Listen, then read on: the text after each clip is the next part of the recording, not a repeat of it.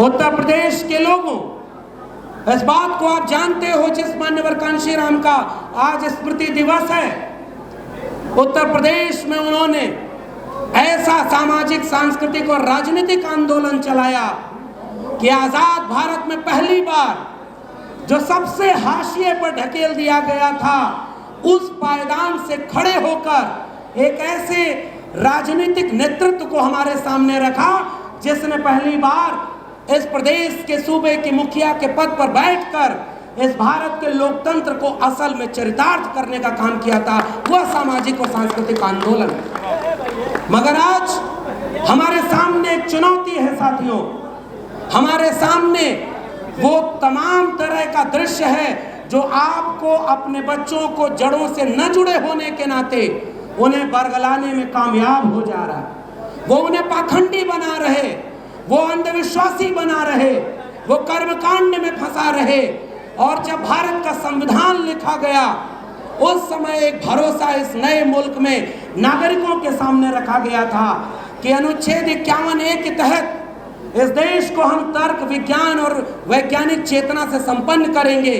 और जिस तथागत बुद्ध को हम याद करते हैं, मेरे लिए बुद्ध एक विचार का नाम है जिनके मूल में प्रज्ञाशील करुणा के साथ तर्क, विवेक है। और अफसोस ये है कि आज हमारी पीढ़ियों को, नौजवानों को कांवड़ ढोने से लेकर मूर्ति पूजा और अंधविश्वास में फंसाकर ये दावा किया जा रहा है कि हम सब हिंदू हैं।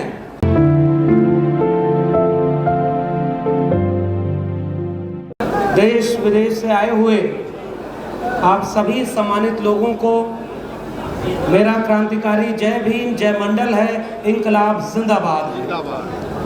आज 9 अक्टूबर को सबसे पहले मैं मान्यवर कांशीराम को याद करना चाहता हूं, जिनका आज स्मृति दिवस है, जिन्होंने उत्तर भारत में खासकर डॉक्टर अंबेडकर और सामाजिक न्याय की लड़ाई को एक सामाजिक, सांस्कृतिक आंदोलन की शक्ल में जमीन पर उतारने की एक वृहद विस्तृत कोशिश की। और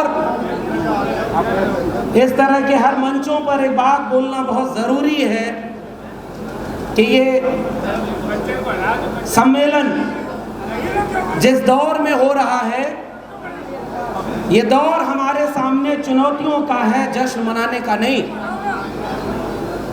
और ये चुनौतियां इस बात की हैं कि आज जितने भी लोग, हम जैसे लोग जाने कहां खोए हुए थे,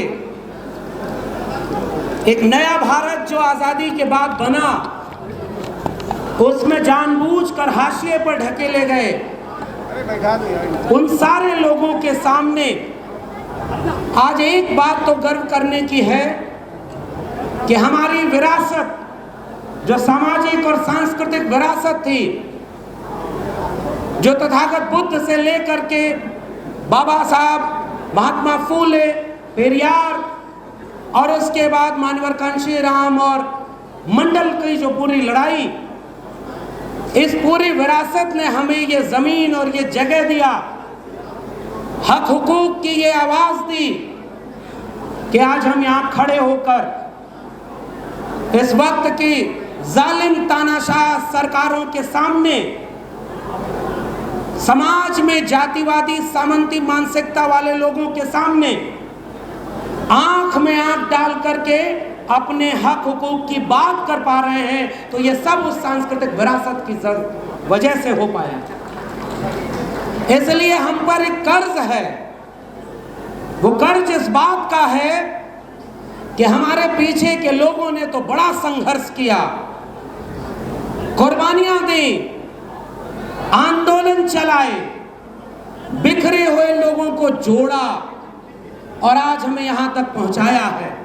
हमारे सामने ये चुनौती है कि क्या हम इस कारवां को, जिसे बाबा साहब ने अपने आखिरी संबोधनों में अपील करते हुए हमारे सामने एक चुनौती की तरह रखा कि बड़ी मुश्किल से ये कारवां यहां तक लाया हूं, इसे आगे ले जाना, आगे न ले जा पाना तो इसे वहीं छोड़ देना, पीछे न जाने देना। मेरे लिए इस मंच पर खड़े होकर उस चुनौती, उस हकीकत से आपको रूबरू कराने का मन है कि साथियों, हमारे सामने हमारे संघर्षों का हजारों साल पुराना कारवां, जिसके दम पर हम यहां तक पहुंचे, आज हमारी आंखों के सामने वो मीलों पीछे ले जाया जा रहा है।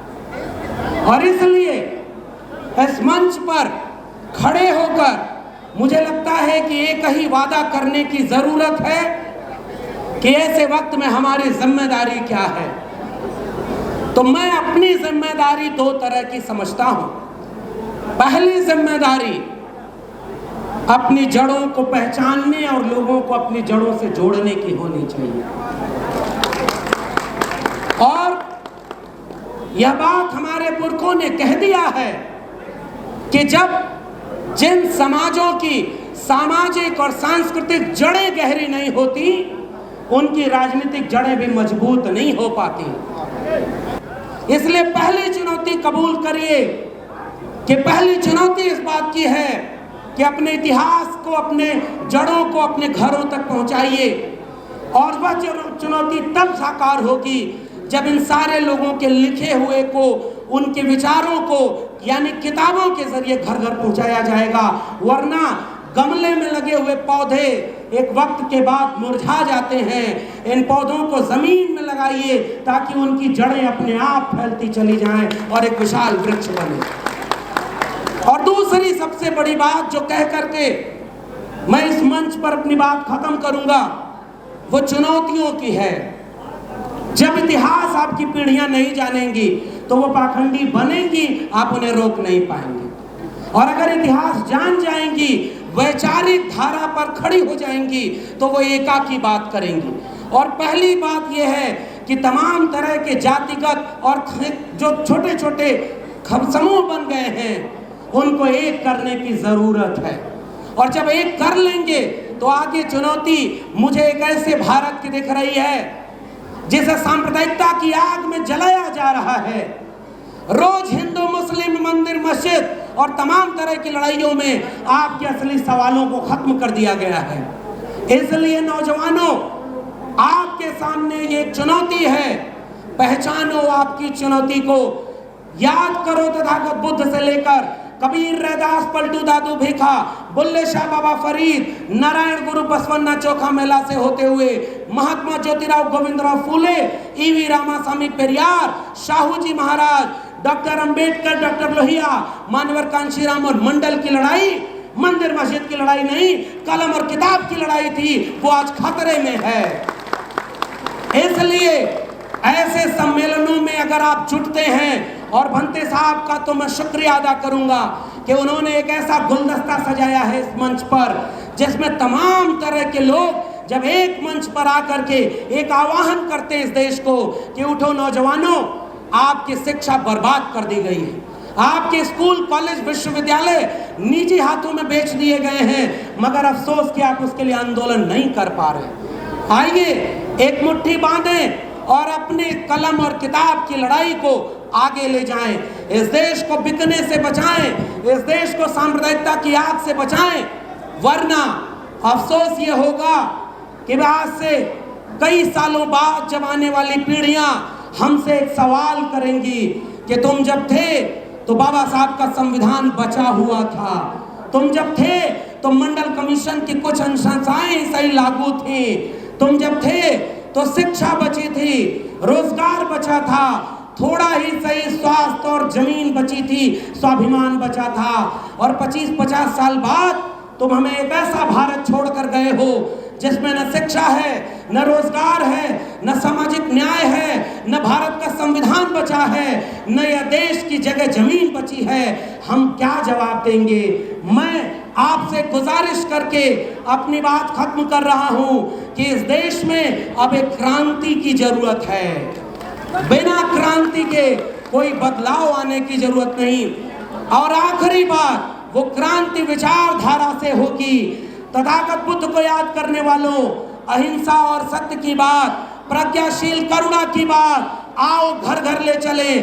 शांति के साथ, अहिंसा के साथ, तर्क वैज्ञानिकता के साथ दो चीजों को जोड़ लो। इस देश में आदिवासी जंगलों में मारा जा रहा, मुसलमान सड़क चौराहे पर मारा जा रहा, दलित मटका छूने घोड़ी चढ़ने पर मारा जा रहा, ओबीसी अप्रत्यक्ष रूप से हर जगह मारा जा रहा, लेकिन हम बिखरे हैं। हमने जितने लोग उतने संगठन बना रखे हैं। आओ मिलकर एक उम्मीद बांधे। जो नारा डॉक्टर राम मनोहर लोहिया का था कि सन सोपा ने बांधी गांठ, पिछड़ा पावे 100 में 60, उस नारे को महामना राम स्वरूप वर्मा जगदेव बाबू ने आगे बढ़ाया कि 100 में 90 शोषित हैं, शोषितों ने ललकारा है, धन धरती और राजपाट में 90 भाग हमारा है। उस आंदोलन को, उस लड़ाई को धन धरती राजपाट के, रोटी स्वाभिमान के, दवाई पढ़ाई कमाई सिंचाई के मुद्दे पर भारत के संविधान और मंडल कमीशन को बचाने के लिए घर घर चलें, एक आंदोलन खड़ा करें, तब जाकर के इस तरह के सम्मेलनों की सार्थकता होगी। आपने मुझे सुना,